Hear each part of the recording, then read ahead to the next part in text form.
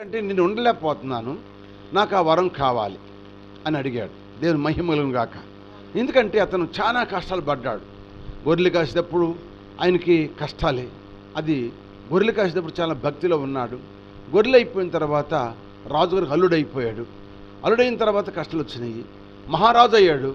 మహారాజు అయిన తర్వాత ఇదంతా నాది, ఇక నన్ను ఎవరు నాకు అడ్డు లేదన్నట్టుగా చూడడానికి దృశ్యం చూసి అతను పాపం చేసి తన భర్తను చంపేసి శాపం తీసుకున్న తర్వాత ఈ శాపాల కోసం ఎంతో ఉపవాసం ఉన్నాడు, కన్నీరు గార్చాడు, ప్రార్థన చేశాడు. ఆయన కన్నంత కరిగిపోయి ఎముకల గంట తన చర్మం అంటుకుపోయిందంట. ఆయన కళ్ళు గుంటలు పడిపోయినాయి అంట. ఆయన పొరుపు కొట్టుకుపోయిందంట. ఇంత ప్రార్థన చేసిన ఆ మహాభక్తుడు దేవుని దగ్గర కోరుకునేది ఏంటంటే, నా జీవితకాలం అంతా నేను చేసిన పాప మీద చేశానయ్యా, నేను అనుభవించింది ఎందుకు అనుభవించాను, దాని దగ్గర పరిణామం అయిపోయింది. నాకు నా జీవితకాలం అంతా నేను నీ మందిరం నివసింపాలని కోరుకుంటున్నాను అయ్యా అని కోరాడంట. ఆయన రాజ్యం లేదా? మహారాజు కదా, రాజ్యం ఉంది, గొప్ప ఇల్లు ఉంది, దేవదారు మానవులతో కట్టబడిన గొప్ప ఇల్లు ఉంది ఆయనకి, సుఖ విలాసాలు గడిపే అన్నీ ఉన్నాయి ఆయనకి. ఆయన ఏమి కోరుకుంటున్నాడు చెప్పండి? ఏం కోరుకుంటున్నాడు? దేవుని మందిరంలో నివసించాలని కోరుకున్నాడు, కానీ ఇంట్లో నివసించాలని కోరుకోలేదు. ఏసీలో పడుకుందామని, ఏసీఎస్ పడుకుందామని, పరుపుల మీద పడుకుందామని, మన ఇష్టానుసారంగా చూద్దాం జీవిద్దామని కోరుకోలేదు. కానీ అతని కోరిక ఏంటంటే, మహారాజు అయిన దావీదు, నా జీవిత కాలం అంతా నేను యెహోవా మందిరంలో నివసింప కోరుచున్నాను. ఒక భక్తుడంట ప్రార్థన చేశాడంట. దేవుని దగ్గర ప్రార్థన చేసి దేవా దేవా దేవా అని ప్రార్థన చేస్తానంట. ప్రార్థన చేస్తుంటే ఆ దేవుడు దిగి వచ్చి, భక్తుడా నీకు ఏం కావాలని కోరుకోమంటానంట. అయ్యా నేను పట్టిందల్లా బంగారం అయిపోవాలన్నాడంట. ఏమన్నాడు చెప్పండి? నేను పట్టిందల్లా బంగారం అవ్వాలని కోరుకున్నాడంట. ఓకే ఇచ్చేసాను పోరాడంట. ఇక ఏది పట్టుకున్నా బంగారం అయిపోతుందంట. ఏది పట్టుకున్నా మేలిం బంగారం అయిపోతుందంట. అన్ని పట్టుకున్నాడు, బంగారం అయిపోయింది. ఆహా, ఇంకా నాకేముంది, నా బిడ్డలు తిన్నా కూడా ఈ తరనంత బంగారు దేవుడు నాకు ఇచ్చాడని చెప్పి సంతోషపడుతూ అన్నం పెట్టమన్నాడంట. అన్నం పెట్టిందంట. అన్నం తిందామని అన్నం పట్టుకుంటే అన్నం బంగారం అయిపోయిందంట. మంచిలని ఏమంటే మంచిలు కూడా బంగారం అయిపోయినాయి అంట. అయ్యో ఏంటి, అన్నము బంగారం అయిపోయింది, మంచిలు బంగారం అయిపోయినాయి, ఏమిటి నాకు అని చెప్పి అని భార్యను పట్టుకున్నాడంట. భార్య బంగారం అయిపోయిందంట. ఏమైపోయింది చెప్పండి? భార్య బంగారం అయిపోయిందంట. ఏడుస్తున్నానంట. భార్య బంగారం అయిపోయింది, అన్ని బంగారం అయిపోయినాయి, నాకు ఆకలి అవుతుంది, దాహం అవుతుందని, అయ్యో అన్ని బంగారం అయిపోయింది, కట్టుకున్న భార్య కూడా బంగారం అయిపోయిందని ఏడుస్తుంటే ఆయనకున్న 3 పిల్లలు వచ్చి అంటుకోబోతున్నారంట. అయ్యో నన్ను అంటుకోవద్దా, మీరు అంటుకోవద్దురా అంటే వాళ్ళు ఆగట్లేదంట. ఎందుకు ఎడుతున్నావు నాన్న, ఎందుకు ఎడుతున్నావు అని చెప్పి గబాలను వచ్చి 3 అంటుకున్నారంట. 3 బంగారం అయిపోయారంట. కోరికలు అట్టా ఉంటే మన కోరికలు. దేని స్తోత్ర హల్లెలూయా. ఈ కోరిక వల్ల ఏమైనా ఉందా? బంగారం అయిపోయాడు. ఆఖరికి ఆడు కూడా అతనే కూడా బంగారంలాగా సెల అయిపోయాడు.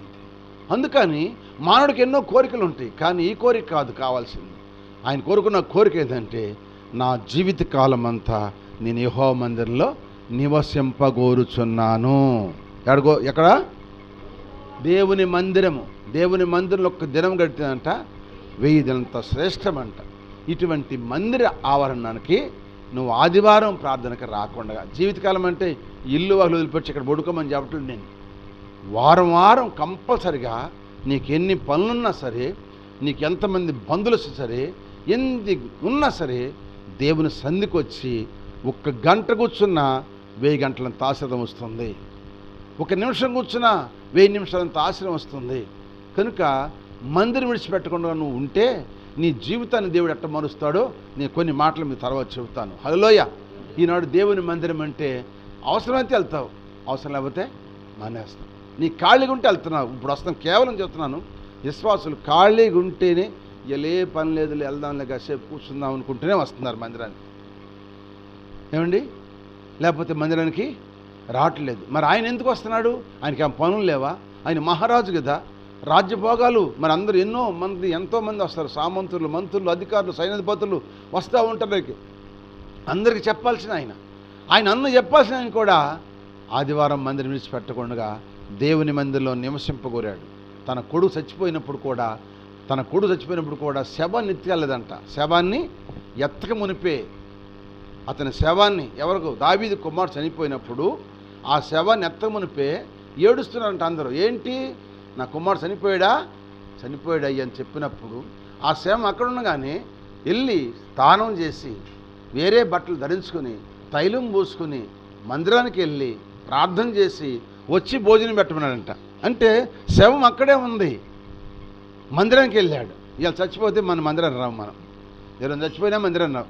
ఆదివారం వాళ్ళు ఏడుతున్నారు, అయ్యా పక్క వాళ్ళు రాబుద్ది కావట్లేదు అయ్యా అంటారు, రాబుద్ది కదా అంటారు. మా నాన్న చచ్చిపోయినప్పుడు కూడా నేను మందిరం ప్రార్థన పెట్టి మందిరం ప్రార్థన అయిన తర్వాతే నా అందరికి వెళ్ళి నీళ్లు పోసి తీసుకెళ్ళాం. దేవుని స్తోత్రం, హల్లెలూయా.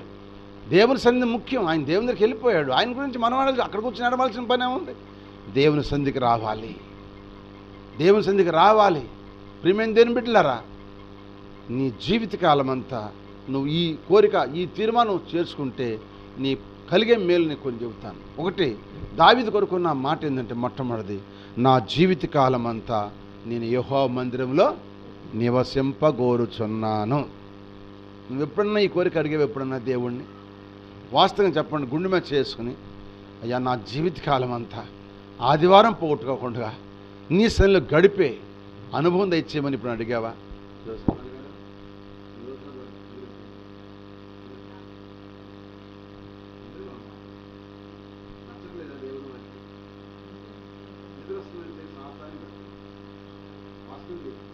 ఒక మనిషి నిద్ర వస్తుందంటే ఈ వాక్యం వినలేకుండా నిద్రపెడుతుంది. రెండోది, కొంతమందికి అనాలోచన పెట్టింది. కళ్ళు చూస్తూనే ఉంటే ఆలోచన ఇక్కడ ఉండదు, అనాలోచనతో ఉంటారు. అంటే ఆశగా చెప్పేయే కదా ఎప్పుడు అని అనుకుంటూ ఉంటారు. అందుకే దేవుని వాక్యం అంట వ్యర్థంగా ఉచ్చరింపకూడదంట. వ్యర్థంగా ఉచ్చరిస్తే శిక్ష వచ్చిందంట మనకి. అందుకని దేవుని సన్నిధికి వచ్చిన మనం కొద్దిమంది అయినా వాక్యం విన్నాం. ఎన్ని పోగొట్టుకున్నావో, ఎన్ని ఆదలు చేసావో, ఇకనన్నా జాగ్రత్త పడతాను దేవుడు మాట్లాడుతున్నాడు నీతో, నాతో. ఇకనన్నా జాగ్రత్త పడతానని మాట్లాడుతున్నాడు. అందుకింద చెప్పు కదా, అతిక్రమం దాచిపెట్టువాడు వర్ధిల్లడు, వాటిని ఒప్పుని విడిచిపెడితే కనికరం వచ్చేది. ఆదాము కనికర పడలా, ఎందుకంటే షాక్ చెప్పాడు కానీ ఒప్పుకాల. అలాగే మనం కూడా ఒప్పుకోం. ఏమంటే చెప్పండి, ఆదివారం నాడు ఎవరైనా రాకపోతే అంటాను, వెళ్తానుకో, అయ్యా ప్రాణం బాగాలేదయ్యా. కొంతమంది అంటున్నా మనసు బాగాలేదయ్యా, ఇంటి చుట్టలు వచ్చారయ్యా, ఇప్పుడు చేపలు తెచ్చాడయ్యా. ఇయ్యా ఆదివారం అంటే ఏంటది? ఆదివారం ఆశ్రయించబడిన దినం, అది పునరుద్ధాన బలము, పునరుద్ధాన శక్తి కలిగిన దినం. ఆ దినం, ఆ దినము ప్రయాణం చేయకూడదు. నిజమైన శ్వాసి వాక్యమున్న అనుభవం కలిగిన శ్వాసులు ఎక్కడికి వెళ్ళరు కానీ దేవుని సన్నిధిలోనే నివసిస్తారు. ఆయన నివసించని కోరుకున్నాడు. ఒకటి, మొట్టమొదటి కోరిక ఆయన 3 కోరుకున్నాడు అనమాట. 3 చెబుతాయి. ఒకటి, మొట్టమొదటి ఏం కోరుకున్నాడు చెప్పాలి? అది మొట్టమొదటి కోరిక ఏంటంటే, నా జీవితకాలం అంతా నీ మందిలోనే నేను నివసిస్తానని కోరుకున్నాడు. చెప్పేశాడు, ప్రమాణం చేసేసాడు. రెండోది ఏం చెబుతున్నాడంటే 63వ కీర్తన 6వ వచనం. అమ్మా చెల్లి ఎక్కడికి వెళ్తున్నారు కొంతమంది, మనసు ఉంటుందా? 63వ కీర్తన 6వ వచనం. ఎందుకు మళ్ళీ మిమ్మల్ని అట్లా లేపేది? ఎందుకంటే మీ ఆలోచన బట్టి క్యాకాష్. ఎందుకంటే బిడ్డలు కదా, రెండు మాటలు వింటారని. ఇక్కడ అంటున్నాడు 63వ కీర్తనలో 6వ వచనం ఏమంటున్నాడు? కాగా నా జీవితకాలం అంతయు నేను ఇలాగు నిన్ను స్తుతిస్తాను. ఎప్పుడు దాకా స్తుతించాలంటే మనము అమ్మా, ఎప్పుడు దాకా స్తుతించాలి? జీవితకాలము స్తుతించాలి. స్తుతి వేరు, ప్రార్థన వేరు. అందుకంటాడు యెహోవాను స్తుతించుట మంచిది అంటాడు. 92వ కీర్తనలో ఏమన్నాడంటే యెహోవాను స్తుతించుట మంచిది. జీవితకాలం అంతా దావీదు దినమునకు 7 మార్లు స్తుతించాడంట. ఎన్నిసార్లు? 7 మార్లు స్తుతించాడు. 3 సార్లు ప్రార్థన చేశాడు దావీదు గారు, మహారాజు. ఆయన ఎందుకు కోరుకున్నాడు దేవుడు? అతను ఉదయం ఎందుకు కోరుకున్నాడంటే అతను తీసుకున్న తీర్మానాలు గొప్పవి. అతను తీసుకున్న తీర్మానాలు, ప్రమాణాలు గొప్పవి కనుక అందుకే దావీదుని దేవుడు ఎన్నుకున్నాడు. నిన్ను కూడా ఎన్నుకోవాలంటే నీలో కూడా ఆ తీర్మానం ఉండాలి, నాలో ఆ తీర్మానం ఉండాలి. పాట అయితే పాడతాం. ఏమని పాడతాం? స్తుతి పాడుటకే బ్రతికించిన జీవనదాతవు నీవేనయ్యా. స్తుతి పాడుటకే బ్రతికించిన జీవనదాతవు నీవేనయ్యా. ఎన్నాళ్ళుగా నన్ను పోషించిన తల్లి వలే నన్ను ఓదార్చిన నీ ప్రేమ నాపై ఆరదు యేసయ్యా, నీ ప్రేమ నాపై యేసయ్యా. జీవిత కాలమంతా ఆరాధించి పడు జీవిత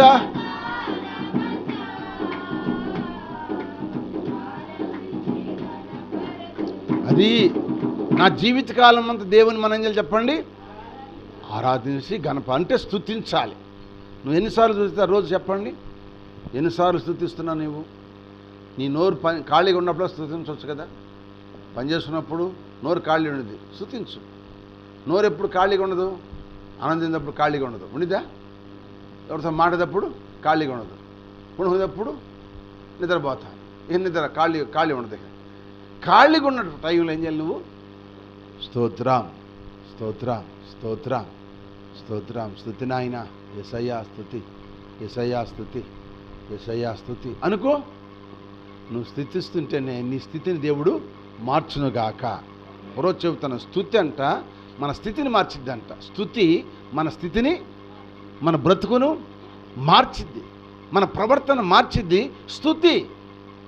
స్తుతించాలి. అందుకే స్తుతుల మీద ఎన్ని పాటలు ఉన్నాయి అనుకున్నా, స్తుతి మీద ఎన్నో పాటలు ఉన్నాయి. స్తుతించుట మంచిది.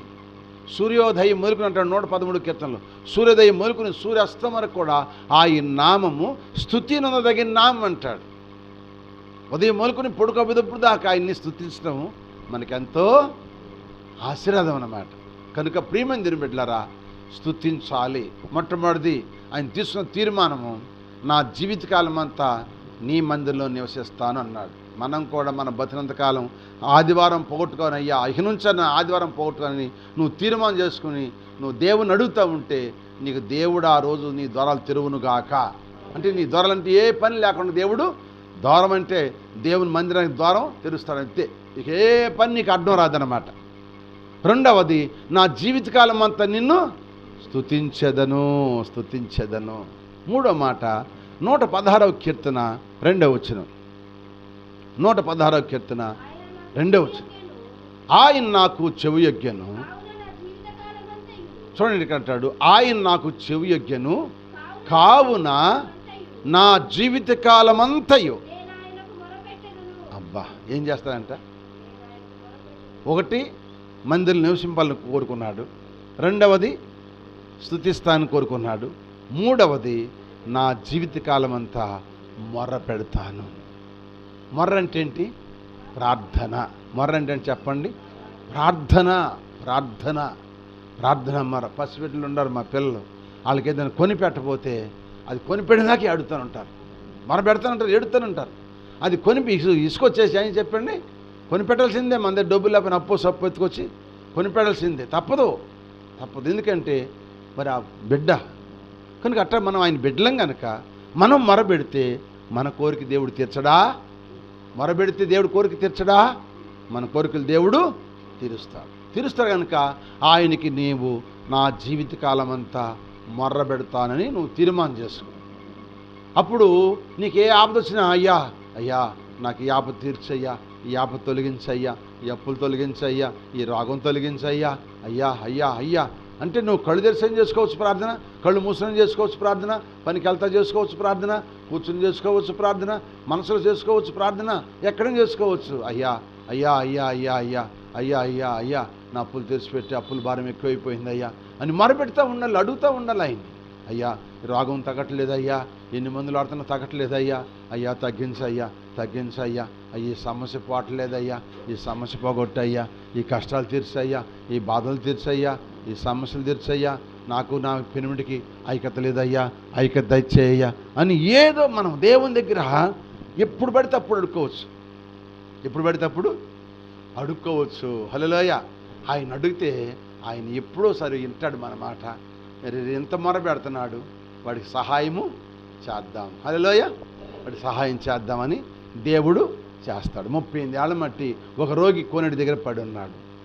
దేవదూత వస్తుంది, నీళ్లు కదిలెత్తుంది. గబ్బాలను ఎవడో ఒకడు దూతున్నాడు, స్వస్థపోతున్నాడు. ఈ 38 ఏళ్ళ మట్టి అతను అక్కడే ఉన్నాడు. అతను ఎవరు దించేవాళ్ళు లేరు. యేసయ్య చూశాడు ఒక రోజుని. యేసయ్య చూసి వచ్చి అంటున్నాడు, కుమారుడా స్వస్థపడగలుగుతున్నావా? పడుతున్నాను కానీ అయ్యా, దేవదూత వస్తుంది, నీళ్లు కదిలెత్తుంది, ఎవడో ఒకళ్ళు నాకన్నా ముందెళ్ళి దిగుతున్నాడు, అందుకని నాకెవరు లేరయ్యా, నన్ను దిస్తానికి అన్నాడు. పో, నువ్వు నువ్వు దిగవసరం లేదు, నీ పరిపెత్తుకు నువ్వు వెళ్ళిపో అన్నాడు. అంటే దేవుడు చూడలేదా? ఆ 38 ఏళ్ళ మట్టి అడగలేదు. అక్కడ దేవుడిని అడుగుతున్నాడుగా, నన్ను బాగు చేయయ్యా, నన్ను బాగు చేయయ్యా అని అడుగుతున్నాడుగా. నన్ను దించయ్యా దించయ్యా అంటున్నాడు. దించకుండా కానీ దేవుడే వచ్చి బాగు చేశాడు. స్తోత్రం చెప్పండి. అలాగే మన సమస్యలు ఏదన్నా సరే మనం మొరబెట్టుకుంటే మన మొర దేవుడు వాళ్ళకి అందుకంటాడు. దేవుని వాక్యం 118:15 అంటాడు, నిజంగా మొరబెట్టువానికి నేను సమీపంగా ఉంటాను. దొంగ పెదవుల మీద ప్రార్థన చేస్తారు కొంతమంది, దొంగ ప్రార్థనలు. పెదవుల మీద ప్రార్థన చేస్తే దేవుడు వింటాడా? పెదవుల మీద ప్రార్థన, పెదవులు చేస్తాయి, మనసు ఇంకో చోట పోయింది. ఇంకో చోట పోతే నా రోగం ఎడ తగ్గిద్ది? దొంగ ప్రార్థనలు ఇవి, అబద్ధాల ప్రార్థనలు దేవుడు ఒప్పుకుంటాడా? దేవుడి స్తోత్రం, హల్లోయ. అందుకని నాకు మొరబెట్టుము, నేను నీకు ఉత్తరము ఇస్తానంటున్నాడు. దేవుని దగ్గర మనం ప్రార్థన చేసి నిజంగా మొరబెడతాను. నా జీవితకాలం అంతా నీకు మొరబెడతానయ్యా, నా జీవితకాలం అంతా, నా బ్రతు దినలంతా కూడా నేను నీకు మొరబెడతానయ్యా, నా మొరాలకించమని దావీదు ప్రార్థన చేశాడు. హల్లెలూయా. ఎన్ని విషయాలు చెప్పినప్పుడు దావీదుకు తీర్మానం 3. ఏంటా 3 చెప్పండి.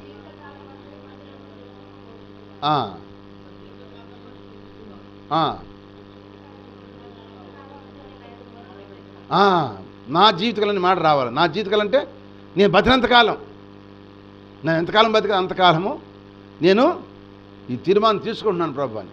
ఎందుకు తీసుకున్నాడు తీర్మానం? దీనివల్ల మనకు వచ్చే ఉపయోగం ఏంటి? దీనివల్ల మనకు వచ్చే లాభం ఏంటి? గొప్ప లాభం ఉంది.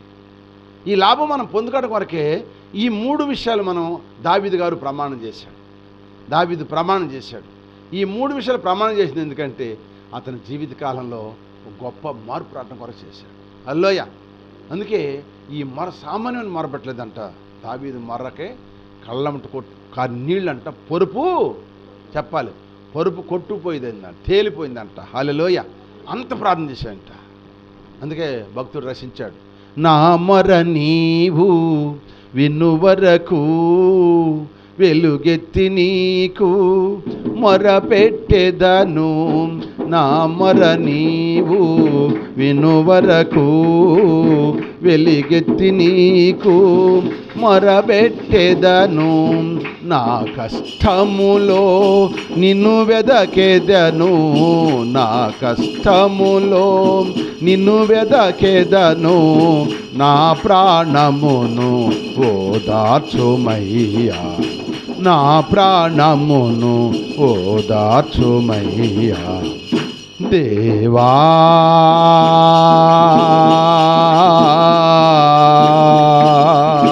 పాపిని దేవా కావగరావా, దర్శనమీవా కావగరావా, దర్శనమీవా దేవా.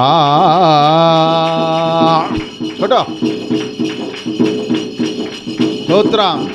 అగాధ జలములు అంతరిక్షములు దడదడలాడినను,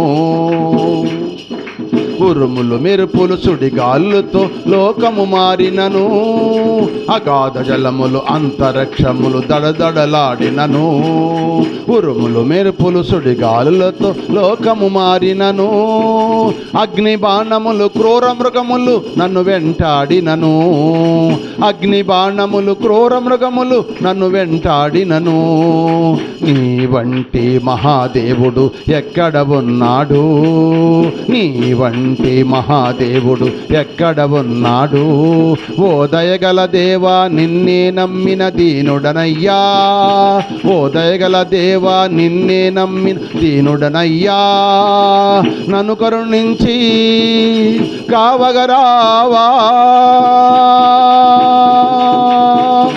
దేవా,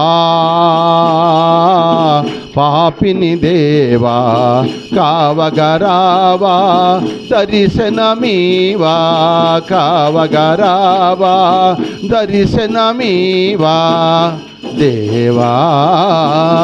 హల్లెలూయా. ఇలా ప్రార్థన చేస్తూ దేవుని మొరపెట్టినంట.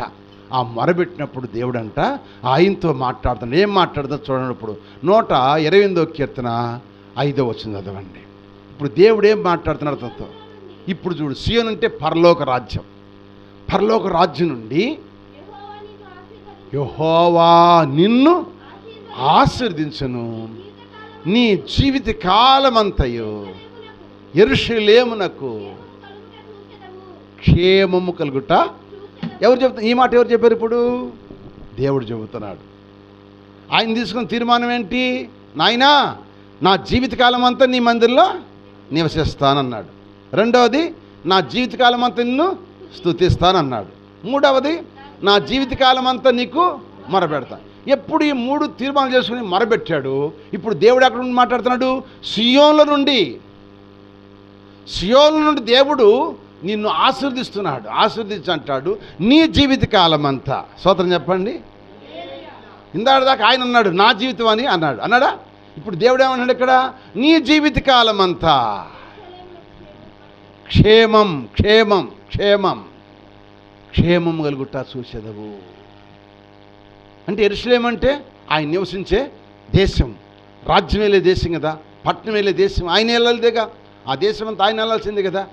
నువ్వు ఈ కిన్నాళ్ళ మట్టి బాధలు చూసావు దావీదు, కష్టాలు చూసావు దావీదు, నిందల అవమానాలు భరించావు దావీదు. ఇక ఏమి లేవు. నువ్వు తీసుకున్న తీర్మానం నాకు నచ్చింది కనుక ఇప్పుడు నేను నీకు చెబుతున్నాను, నీకు క్షేమం కలుగుట చూస్తే. ఎప్పుడు దాకా? నీ జీవితకాలం అంతా. నువ్వు చనిపోయినా నీ బిడ్డలు కూడా జీవితకాలం అంతా నేను క్షేమం కలుగుట నీకు చూపిస్తానన్నాడు. ఎంత గొప్ప వాగ్దానం అండి! ఎంత వాగ్దానం! నువ్వు తీసుకున్న తీర్మానం బట్టి దేవుడు నీతో నాతో మాట్లాడతాడు. మన తీర్మానాలు సనాస్ తీర్మానాలు అయ్యా. మనం ప్రమాణం చేస్తాగానే వదిలిపెట్టేస్తున్నాం. వస్తామంటాం, రాము. ఇది చాలా తప్పు అన్నమాట. అబద్ధం ఆడకూడదు. ఎవరైనా సరే, నేనైనా నువ్వైనా. వస్తానంటే రావాలి, రానంటే రానని చెప్పాలి. ఏం చెప్పాలి? వస్తానంటే మనిషికి ఏమని చెప్పండి, ఆశ ఉండిద్ది. రానంటే రానందలే, ఇక అవసరం లేదులే అని ఆ మనిషి మీద ఉండదు. అవునా కాదా? వస్తామంటారు రారు, వస్తామంటారు రారు. ఇది ఎంత గొప్ప తప్పు! ఇది అబద్ధం. ఈ అబద్ధానికి జనకుడెవరు? సాతానుడు. ఈ అబద్ధం ఆడేది ఎవరు కూడా సాతానుడులే. ఈ అబద్ధం ఆడేవాళ్ళు కూడా సాతానుడులే. నేను వాస్తవంగా చెబుతున్నాను, ఉన్నది చెప్పాలి. అబద్ధం ఆడేది ఎందుకు? రానంటే రానని చెప్పాలి ఎవరైనా సరే. అవునా కాదా? వస్తామంటారు, చెప్పాలి, రారు. ఏం మొత్తాన్ని రాలేదండి, అయ్యా పని నుండి రాలేకపోయా. ఆ పని మాట చెప్పవచ్చుగా ముందే. ఎవరైనా నేను చాలా బాధపడుతున్నాను. ప్రార్థనకి ఎవరైనా పిలుతాను, వస్తామంటారు. వస్తాన తర్వాత రావాలి అంతే. రాలేకపోతే ఏం చేయాలంటే రాని ముందే చెప్పేసేయాలి. మరీం గారు ఉంది, రావులు మరీం గారు, వస్తానంటే మాత్రం వచ్చేసిద్ది, రానంటే ముందు చెప్పిద్ది, అయ్యా నేను రాలేను అని చెప్పిద్ది. అట్టుండాలి. రానంటే ఉందంటే ఆ మనిషి మీద దృష్టి ఉండదు. వస్తానంటే ఆ మనిషి మీద ఏమైనా దృష్టి ఉండదు. వచ్చిద్ది కావాలి, ఆమె పాట సమయం ఇద్దాంలే, ప్రార్థన సమయం ఇద్దామని అనిపిస్తుంది. అవునా కాదు? అదే అనమాట. అందుకని అబద్ధం ఆడకూడదు. ఆ జీవితకాలం చేసిన ప్రమాణము ఇప్పుడు దేవుడు ఏమంటున్నాడు? నీ జీవితకాలం అంతా నీ క్షేమం చూస్తావు అన్నాడు. హల్లెలూయా. జీవితకాలం నువ్వు బ్రతికినంతకాలం ఏముంది? క్షేమం అంటే సుఖము, సంతోషము, నెమ్మది, ఆనందం నేను నీకు ఇస్తున్నా. నీకంతే. ఇక నీకు క్షేమమే కానీ నీకు అపాయమేమీ ఉండదని చెప్పాడు. ఈ వాక్యం విన్న మన మనసుల్లో పెట్టుకుని శుద్ధీకరించుకోవాలి. ఈ హృదయాన్ని, ఈ సూపును, ఈ మాటను, నాలుకను, దేహాన్ని, ఆత్మను శుద్ధీకరించుకొని ఈ రాత్రి ఆయన శరీరం తింటే, ఆయన రక్తం తాగితే అది మనకి ప్రతిఫలం, ఆశీర్వాదం ఉంటుంది. హల్లెలూయా. చేస్తావా నువ్వు తీర్మానం? నువ్వు ఈ తీర్మానం తీసుకోవు, నీ క్షేమము లేదు. ఉందా చెప్పండి? ఏమంటే ఎవరికైనా ఉందా క్షేమం? ఎవరికైనా క్షేమం చెప్పండి. నాకు ఆ బాధ ఉందయ్యా, నాకు ఈ బాధ ఉందయ్యా, నాకు ఆ ప్రార్థన చేయ, ఈ ప్రార్థన చేయ, ఏడటమే కానీ నీకు క్షేమం ఏడుంటుంది? ఎందుకు నీకు క్షేమం లేకుండా పోతుంది? ఎందుకు నీ బాధలు అంటే నీలో సరైన తీర్మానము లేదు. దేవుని వాక్యం సవిస్తారంగా వింటున్నావు, వాక్యాన్ని బట్టి చెబుతున్నా, ఎప్పుడు పడితే అప్పుడు చెబుతున్నాడు దేవుడు, పరిశుద్ధాత్మ దేవుడు చెబుతున్నాడు కదా. చెప్పిన వాక్యాన్ని బట్టి మనము నడుచుకోలేకపోతున్నాం కనుక ఇప్పుడు మన జీవితకాలంలో క్షేమం కలగాలంటే ఈ 3 తీర్మానాలు తీసుకుని మీరు జీవించండి. మీ బ్రతుకు కాలం అంతా కూడా దేవుడు మీకు క్షేమం కలుగుట చూచెదవు. నీ బ్రతుకాలం అంతా క్షేమం కలుగుతుంది. అడుగు దేవుణ్ణి. నీకేది కొదువు ఉందో దాన్ని అడుగు. నీకు ఏది ప్రేమ దాన్ని అడుగు అడుగు, దేవుని అడుగు, దేవుడు ఇస్తాడు. తగిన కాలము తగిన సమయంలో ఆయన ఇచ్చిందాక అడుగు. కొట్టాడు, వదిలిపెట్టాడు యాకోబు, కొట్టాడు, తుండి జారిపోయింది. అబ్బో ఇంతలా దెబ్బ కొట్టి రాత్రి అంతా నీ దగ్గర ప్రార్థన చేసే కదా అయ్యా నన్ను ఆశీర్వదించమని, నన్ను ఇంతలా దెబ్బ కొట్టావా, ఇక నేను ఎందుకులే వదిలేసేస్తాలే, పో సత్యం చంపుకో అన్నాడా? తుండి జారిపోయినా కూడా అయ్యా నువ్వు ఆశీర్వదిస్తేనే వదిలిపెడతా, లేకపోతే అప్పుడు దేవుడు జాలేసి అన్నాడు, ఏంటి నీ పేరు అన్నాడు. నా పేరు యాకోబు. ఒప్పుకున్నాడుగా, పాపం ఒప్పుకున్నావుగా, మీ నాన్న దగ్గర ఏసేవని చెప్పావు, నా దగ్గర నిజం చెప్పావు, అబద్ధం చెప్పలేదు కానీ నిజం చెప్పావని ఏం చేయడు. ఇప్పుడు ఇక్కడ నుంచి నీ పేరు ఇశ్రాయేలు అని పేరు పెట్టాడు. హల్లెలూయా. ఇశ్రాయేల్ అంటే విస్తారమైన జనాంగం మీద నేను నీకు తోడుగా ఉంటాను, ఇశ్రాయేల్ నేనే అని పేరు పెట్టాడు. అక్కడి నుంచేగా ఆయన విస్తరించాడు, ఆస్వాదించబడ్డాడు, దీవించబడ్డాడు. ఒక దెబ్బ తింటే మనం దేవుని మొరలో పెట్టినప్పుడు కష్టం వస్తే నష్టం వస్తే మొర మాత్రం విడిచిపెట్టవద్దు. అందుకే దేవుడు ఆయనకి ఏం చేసేటప్పుడు జీవితకాలమంతయు నువ్వు క్షేమగలుట చూసాను. నీకు క్షేమం కావాలా, శాపం కావాలా చెప్పాలి. క్షేమం ఎక్కడుంది? మనదే, దేవుడు ఇస్తాడు. అది పొందుకోవడానికి ఈ చెప్పిన 3 మాటలు చాలు. ఈ 3 మాటలు నువ్వు తీర్మానం చేసుకుని నీ బ్రతుకాలమంతా తీర్మానంలో నువ్వు నడువు. నీకు క్షేమం కలగకపోతే అప్పుడు అడుగు. దేవుడు అన్నేస్తుడా? దేవుడు అబద్ధం ఆడతాడా? ఆడి దేవుడు కానే కాదు. మనమే అబద్ధికులము, మనమే మోసగాళ్ళము, మనమే కాసేపు ఆ కాసేపు రక్తం పొంగి ఉప్పొంగి అట్టగా ఉంటాను అయ్యా, అట్టగా ఉంటాను. తర్వాత ఏమైపోతాం? రాతి నెలలో మొలిసిన ఇత్తనంలాగా మాడిపోతాం తర్వాత. కనుక స్తోత్రం, హల్లెలూయా. కనుక ప్రభునందు ప్రియమైన దేవుని బిడ్డలారా, దేవుని వాక్యములో ఈ జీవితకాలమును ఈ 3 తీర్మానాలు చేసుకుంటే ఆయన నీకు క్షేమాన్ని కలగజేస్తాడు. నీకు రోగం ఉన్నా తొలగిపోయింది, అప్పులను తొలగిపోతాయి, సంతానం లేకపోతే ఎత్తాడు, సమస్యలను తీరుతాడు, క్షేమమే ఉంటుంది నీ ఇంట్లో. పెద్దోళ్ళు ఏమంటారు? ఊరు వెళ్తే అయ్యా బాగా క్షేమంగా ఉన్నావా అంటారు. మన మోటి మాట బాగుండవా అంటారు. అసలు ఒరిజినల్ మాట ఏంటంటే క్షేమంగా ఉన్నావా అంటారు. నీ బిడ్డల క్షేమేనా, కుటుంబం అంతా క్షేమేనా అంటారా? అనరా? ఏమంటాము మనం? క్షేమంగా ఉంటే క్షేమం చెబుతాం, లేకపోతే ఏదో బాగపోతే బాగలేదని చెబుతాం. హల్లెలూయా. నీకు ఇప్పుడు క్షేమం కావాలంటే జీవితకాలము ఈ 3 పనులు చేయి. ఈ 3 పనులు చేయపోమంటే నీకు వస్తున్న శోధన ఇప్పుడు చెబుతాను. చూడండి, ఏ గ్రంథము ఈనాడు ప్రతి ఒక్క విశ్వాసకి ఎందుకు జరుగుతుందో చెబుతాను. ఇప్పుడు ఎందుకు జరుగుతుందో చెబుతాను. దేవుని వాక్యమే. ఏ గ్రంథం 15వ అధ్యాయము 20వ వచనం చూడండి. 15వ అధ్యాయము 8వ వచనం. అమ్మా, తన అంటే ఇప్పుడు నా జీవితం కాదు, తన జీవితకాలం అంతయు దుష్టుడు బాధనందును హింసకుడికి ఏర్పడిన సమస్యలన్నీ సంవత్సరములన్నీ అది ఏంటంటే చెప్పాలి. మళ్ళీ చదువు ఆ మాట. ఈ 3 ప్రమాణాలు నువ్వు చేసుకోకపోతే, ఈ 3 తీర్మానాలు నువ్వు చేసుకోకపోతే, జాగ్రత్తగా అండర్లైన్ చేసుకోండి. మీరు ఈ 3 ప్రమాణాలు చేసుకోకపోతే నీ జీవితకాలం అంతా దుష్టుడు బాధ పెడతాడంట. సూత్రం చెప్పండి. మనం బాధలు పెడే దేవుడు కాదు, దుష్టుడు. మనం బాధ పెడేది ఎవరు? దుష్టుడు బాధ పెడతాడు. ఎప్పుడు దా పెడతాడు? ఎప్పుడు దాకంట? సరి చదువు పైనుంచి. ఇంకా దుష్టుడు బాధ పెడతాడు, హింసకునికి ఏర్పరచబడిన సంవత్సరాలన్నీ. అబ్బో ఎంత బాధ అండి! ఇప్పుడు ఈ బాధ ఎందుకు వస్తున్నాయి?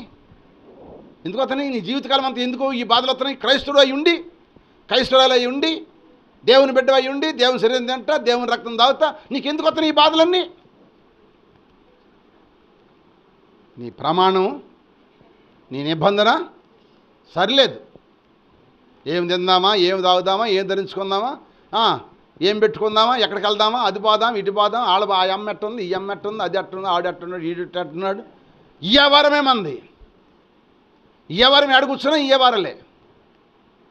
ఎవరు చేస్తామంటే ఇప్పుడు జీవితకాలం అంతా దుష్టుడు ఏం పెడుతున్నాడు? నీకు బాధలు పెడుతున్నాడు. బిడ్డల మీద బిడ్డల ద్వారా బాధలు, భర్త ద్వారా బాధలు, భార్య ద్వారా బాధలు, ఏమండి ఇరుగు పొరుగు వారి ద్వారా బాధలు, ఆస్తుల దగ్గర బాధలు, కుటుంబంలో బాధలు, రోగాల బాధలు, సమస్యల బాధలు, ఎన్ని బాధలే.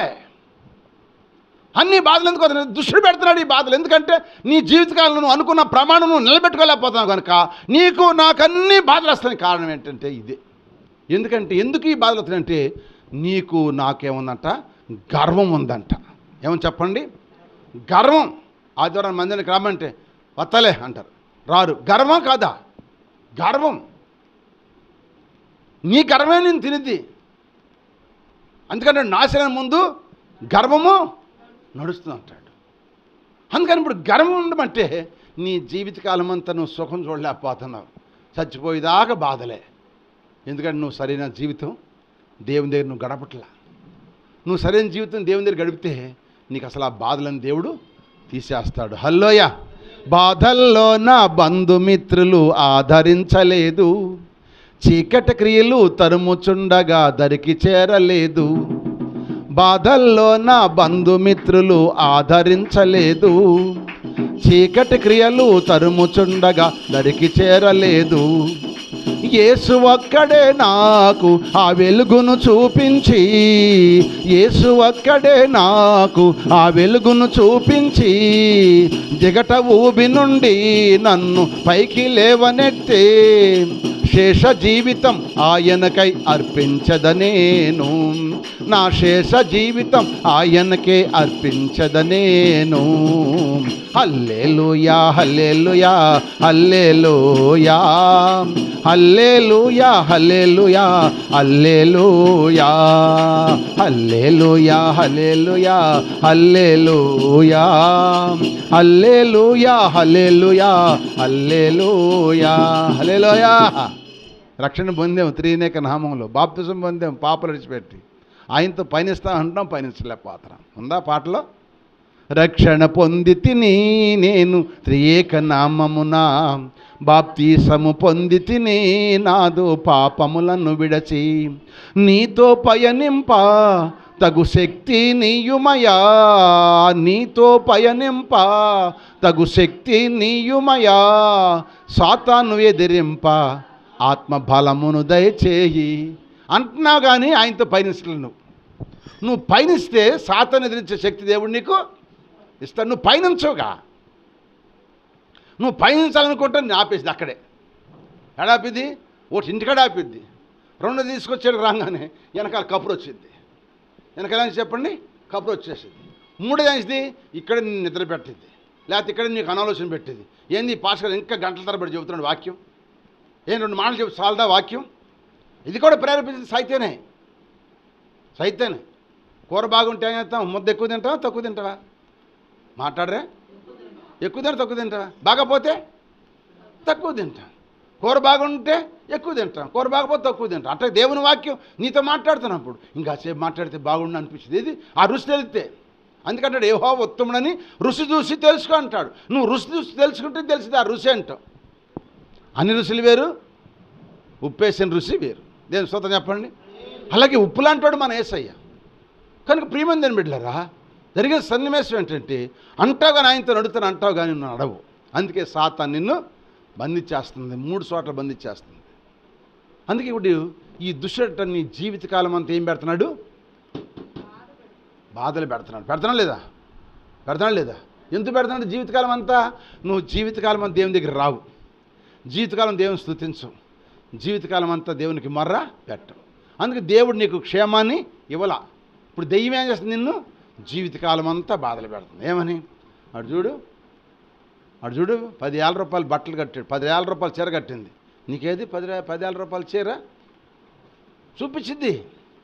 చీరను చూపించింది, ఫ్రిడ్జ్ని చూపించింది, ఏసీని చూపించింది, పరుపులు చూపించింది, మంచాలు చూపించింది. ఆ ఇంటి విషయాలు ఈ ఇంటికి చెప్పి మొగుడు బాధ పెట్ట, ఆడామి తేలాక ఆడు బాధపడ, ఏదో కింద ఇంట్లో బాధలు పెట్టి సైతాను రకరకాల బాధలు పెట్టేసిద్ది. ఈ బాధల్లో పడిపోతున్నాం. అందుకే చూడండి, చదవండి, అక్కడ మాట ఉంది. కీర్తన 10వ కీర్తన మొట్టమొదటి వచనం. 10వ కీర్తన మొట్టమొదటి వచనం. 10వ కీర్తన 4 వచనం వరకు చదువమ్మా. 10 నుంచి 4 వచనం చదువు. యెహోవా నువ్వెందుకు దూరంగా నిలుచున్నావు? ఆపద కాలంలో చూడండి అన్నాడు ఇక్కడ, నువ్వు నాకు ఎందుకు దూరంగా ఉన్నావు, నాకు ఆపద వచ్చినప్పుడు నువ్వు ఎందుకు దాగి ఉన్నావు. దుష్టుడు గర్వించి, అది దుష్టుడు నేను బాధలు పెడితే ఎందుకంటే అటు గర్వించి, గర్వం ఉంది వాడి దగ్గర. ఎవరి దగ్గర? దుష్టుడి దగ్గర ఏముంది? గర్వం. ఆ గర్వం నీకు పెట్టింది, అది ఆ గర్వం నీకు పెట్టింది కనుక ఆ గర్వంతో నువ్వేమైపోతానంటే గడ్డి మీద దడి చెప్పిస్తాను దెయ్యం. అర్థమవుతుంది ఒకసారి వాక్యం? దుష్టుడు గర్వించి దీనుణ్ణి ఒడిగా తరుముతున్నాడు. వారు యోచించిన మోసగిరిలో వాళ్ళు చిక్కుంటారు. దుష్టుడు రెండోది ఏంటంటే, ఒకటి గర్వించి నీ గర్వం పెడతాడు, రెండోది నీకు మనోభిలాష్టి పెట్టి అది రెండోది ఏంటి? మనోభిలాష పెడతాడు. అంటే నీకు ఆసక్తి పెడతాడు, వాటి మీద వీటి మీద ఆశ చూపిస్తాడు, వాటి మీద వీటి మీద ఆశ చూపిస్తాడు. ఆశ మనకి నెరవేరితేగా. ఏమండి, బైబిల్ అంటాడు పిల్లగనాలని ఆశ ఉన్నాడు కానీ కనలేని శక్తి లేదంట, కంటానికి శక్తి లేదంట. ఆసక్తి ఉండదు కానీ కనే శక్తి ఉండొద్దు. స్తోత్రం చెప్పండి. ఇప్పుడు పరిగెత్తాలంటే మేము పరిగెత్తాలని ఉండిద్ది ఆశ. పరిగెత్తామా? గతి లెక్క పరిగెత్తరికి రొప్పు వచ్చేస్తుంది. కుర్రోడికి ముసలోడు తేడా లేదా? ఏమండి లేదా? అది ఆశ పెట్టిద్ది, ఒకటి గర్వం పెట్టిద్ది, రెండు ఆశ పెట్టిద్ది. మూడవది 4వ వచ్చింది చదువు. లోకులు యెహోవాను తిరస్కరింతురు. అదిగో మూడోది అంటే పొగరెక్కి. యెహోవా విచారణ చేయడు. అమ్మాయి పొగరెక్కి మాటలు మాట్లాడింది. పొగరెక్కి అనేది దేవుడు నిన్ను ఏమన్నాడు, నువ్వు పొగరెక్కిన మాటలు మాట్లాడతలే ఈనాడు. పొగరెక్కిన మాటలు దేవుడిని అడ్డం పెట్టుకుని పక్కన పెట్టే దేవుడిని పొగరెక్కిన మాటలు ఎవరు పెట్టిస్తున్నారు? దుష్టుడు పెట్టిస్తున్నాడు పొగరెక్కిన మాటలు.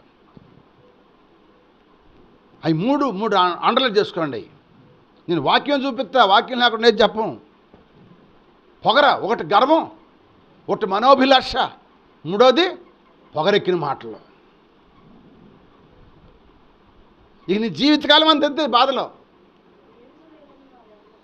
నీకు జీవితకాలం అంత ఏంటి బాధలు ఎందుకు వచ్చినాయి? నీలో ఉన్న గర్భాన్ని బట్టి, నీలో ఉన్న మనోభిలాషను బట్టి, అంటే లోకాశలను బట్టి. మూడవది చెప్పండి, పొగరెక్కిన మాటలు మాట్లాడటం వల్ల బాధలు రాకేమవుతాయి చెప్పండి. ఈ బాధలు పడుతున్నప్పుడు క్రైస్తవులు మనం ఎవరినో ఎన్నుకోవడం కాదు. నేను మొన్న ఓ మీటింగ్కి వెళ్ళాను, అక్కడ ఓ పాస్టర్ గారు చెబుతున్నాడు, మారు మనసు ఇప్పుడు పాపులు కాదంట, మారు మనసు. పాపులు కాదండి మారు మనసు, పాపులు కాదు మారు మనసు. మరి ఎవరికండి మారు మనసు అంటే అంటాడు, బాప్తిజం పొంది మారు మనసు ఇప్పుడు వీళ్ళకి కావాలి మారు మనసు. బాప్తిజం మీ అందరూ మారు మనసు కావాలి. ఎందుకు? మీకు నిజమైన మారు మనసు లేదు. ఈ మారు మనసు ద్వారా ఏళ్ళన్నా కత్తి బలపరచాలని ఆశే కానీ సాకుడికి ఇంకెవరు ఆత్మను రక్షించాలని. ఎందుకు ఆత్మను రక్షించి ఏం చేద్దాం వాళ్ళని పెంచే నలుగురిని కరెక్ట్గా పెంచితే, కరెక్ట్గా పెంచాలంటే వాళ్ళ మారు మనసు నిజంగా రావాలి. ఇప్పుడు మీకు నిజమైన మారు మనసు రావాలి. ఏడప్పుడు మీకు నిజమైన మారు మనసు కొర గద్దితే రారు. నిజమైన మనసు ఉంటేగా మీకు నిజమైన మారు మనసు క్రైస్తవులకి కావాలి. ఇప్పుడు అన్యులకు కాదు మారు మనసు. నిజమైన క్రైస్తవులు ఒకప్పుడు మీరు మారు మనసు పొందారు, పాపక్షేమ బాప్తిజం పొందారు, కానీ మీకు మారు మనసు పోయింది. ఇప్పుడు మార్పు లేకుండా పొగరెక్కినట్టుగా మాట్లాడతారు. పొగరెక్కింది ఒకళ్ళకి, ఒకళ్ళ మనోభిలాష, లోకాశలు ఎక్కువైపోని, గర్వం, ఎవడు ఎవడు వీడు దుష్టుడు అంటే సాతానుడు. దేవునితో సమానంగా ఉండాలని కోరుకున్నవాడు ఆ దుష్టుడు దిగొచ్చి వాడు పగబట్టి నీ జీవితాన్ని పాడు చేస్తున్నాడు, నీ జీవితాన్ని బాధలు పెడుతున్నాడు. అది నువ్వు గుర్తెరగలేక సృష్టికర్తను మర్చిపోయి ఈ బాధలో పడి నువ్వు కుంగిపోతున్నావు. ఈ బాధలే నీకు ఎక్కువైపోని, ఈ బాధలో నువ్వు కుంగిపోతున్నావు, నిష్టానుసారంగా జీవిస్తున్నావు. వాళ్ళు అంటారు కూటికుంటున్నాం, కూడిపోయిట అంటారు, కూటి లేకపోతే ఎడం పైటేస్తారంట పూర్వకాలం వాళ్ళు. ఏమండి, కూటుకుంటే కూడిపోయిట్టు, కూటి లేకపోతే ఎడం పైటు గుర్తు అన్నమాట. మిగటాన్ని మెత్తులు లేకపోయిన మేసాలకు సంపంగ అంటారు కొంతమంది. గర్వం మాటలండి, పొరెక్కిన మాటలు, లోకాశలు కలిగిన మాటలు. అందుకే బాధల పోట్ల క్రైస్తవుడికి ఏం బాటలు చెప్పండి? బాధలు పోటలు లేదు. నాకు ఆ బాధ ఉందయ్యా, నాకు ఈ బాధ ఉందయ్యా, ప్రార్థన చేయండి అయ్యా, ప్రార్థన చేయండి అంటారు. ప్రార్థన చేస్తానికే దేవుడు పిలిచాడు, ప్రార్థన చేస్తున్నాను. ప్రార్థన చేసినప్పుడు చెప్పిన మాట వినాలిగా. చెప్పిన మాట అంటే ప్రార్థన. ఇప్పుడు డాక్టర్ గారు ఏస్తాడు, ఇంజక్షన్ చేస్తాడు, బెళ్ళిస్తాడు. అమ్మ కాస్త నిమ్మొస్తులు తినమాక అంటాడు. ఏమంటాడు? నిమ్మొస్తులు తినమాక అంటాడు. నిమ్మ ఉండే వాళ్ళకి ఏం చెప్తాడు? కూలింగ్ నీళ్ళు తాగొద్దు అంటాడు. చెప్తాడు లేదా? ఇంజక్షన్ చేశాడు, బెళ్ళు ఇచ్చాడు, తగ్గాలిగా. ఇక్కడే మూడో మాట ఏం చెప్పాడు? కూలింగ్ నీళ్ళు తాగొద్దా అన్నాడు. కూలింగ్ నీళ్ళు తాగొద్దంటే ఏం చేస్తాం మనము?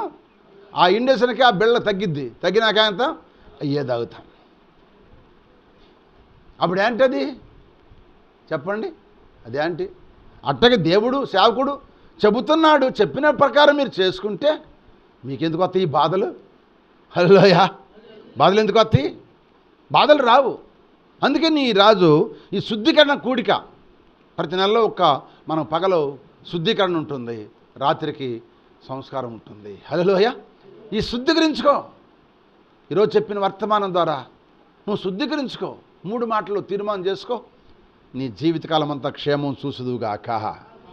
కృపాక్షేమము నీ శాశ్వత జీవము నా జీవితకాలమంతయు దయచేయువాడవు మహోన్నత ఈనా.